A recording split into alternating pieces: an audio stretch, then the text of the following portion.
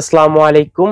এবার বিএনপিকে সুখবর দিলেন সাংবাদিক ইলিয়াস হোসেন এবং জামাত ও অন্যান্য দলের যে দাবিটি জন্য তারা আন্দোলন করতেছে সে আন্দোলনটি সফল আর হচ্ছে না।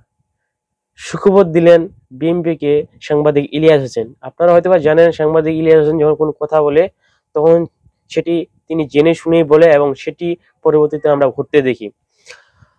তো আওয়ামী লীগের সময় যখন শেখ হাসিনা ছিল তখন কিন্তু সাংবাদিক ইলিয়াস হোসেন যে কথাই বলতো সব কথাই কিন্তু বিএনপির পক্ষে যেত।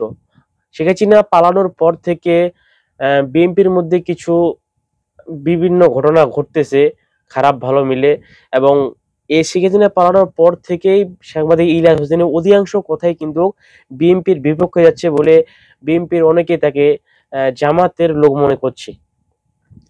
কিন্তু আজকে যে ঘটনাটি বা আজকে বিএনপির পক্ষে কথা বলল সাংবাদিক ইলিয়াস হোসেন। তো বিস্তারিত যাই, সাংবাদিক ইলিয়াস হোসেন একটি ফেসবুকে পোস্ট করেছেন যেখানে তিনি একটা বড় করে পোস্ট করেছেন যে নির্বাচন কখন হবে এবং কি পদ্ধতিতে নির্বাচন হবে। তো সেই ফেসবুক পোস্টটি অনেক বড়, আমি সার্বনিম্ন আপনাদের বলে বোঝানোর চেষ্টা করছি। ফেসবুক পোস্টে তিনি বলার চেষ্টা করেছেন যে নির্বাচন কখন হবে। তিনি বিএনপি ও জামাতের শীর্ষ দুই নেতার সাথে গল্প করেছেন। গল্পের মাধ্যমে তাদের সাথে কথোপকথনের মাধ্যমে জানতে পেরেছেন যে নির্বাচন 100-তে 100 ফেব্রুয়ারি থেকে এপ্রিলের মধ্যেই নির্বাচন হবে। 2026 সালে ফেব্রুয়ারি থেকে এপ্রিলের মধ্যেই জাতীয় নির্বাচন হবে, এটা কনফার্ম। আর নির্বাচন কি সাধারণ পদ্ধতিতে হবে নাকি পিআর পদ্ধতিতে নির্বাচন হবে, এটা নিয়ে কিন্তু জামাত কিন্তু গত 18-19 সেপ্টেম্বর ধরে কিন্তু আন্দোলন করতেছে, সমাবেশ করতেছে, রাস্তায় কিন্তু বিক্ষোভ মিছিল সহ আর অন্যান্য কিছু করতেছে। তারা পিআর পদ্ধতি চায়, এনসিপি পিআর পদ্ধতি চায়, কিন্তু বিএনপি পিআর পদ্ধতি চায় না।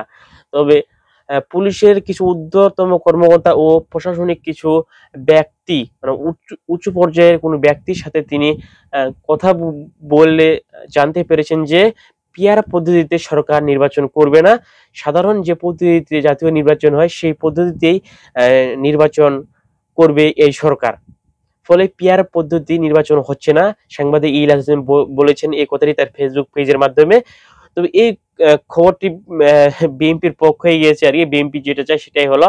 ওই জন্য বললাম যে এবার সাংবাদিক ইলিয়াস হোসেন বিএনপির জন্য সুখবর দিল, বিএনপির জন্য সুখবর দিল সাংবাদিক ইলিয়াস হোসেন। এটি হচ্ছে মূল ঘটনা যে পিআর পদ্ধতি আসলে আর হচ্ছে না জাতীয় নির্বাচনে, সাধারণ পদ্ধতিতেই জাতীয় নির্বাচন হচ্ছে।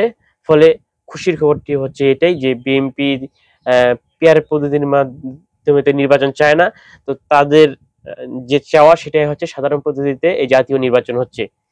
তো এই নিউজটি আপনাদের কেমন লাগলো কমেন্ট করে জানাবেন। পরবর্তী গুরুত্বপূর্ণ নিউজ পেতে, ভাইরাল ইস্যু নিউজ পেতে আমাদের চ্যানেলটি পেজটি ফলো করে রাখতে পারেন। আসসালামু আলাইকুম।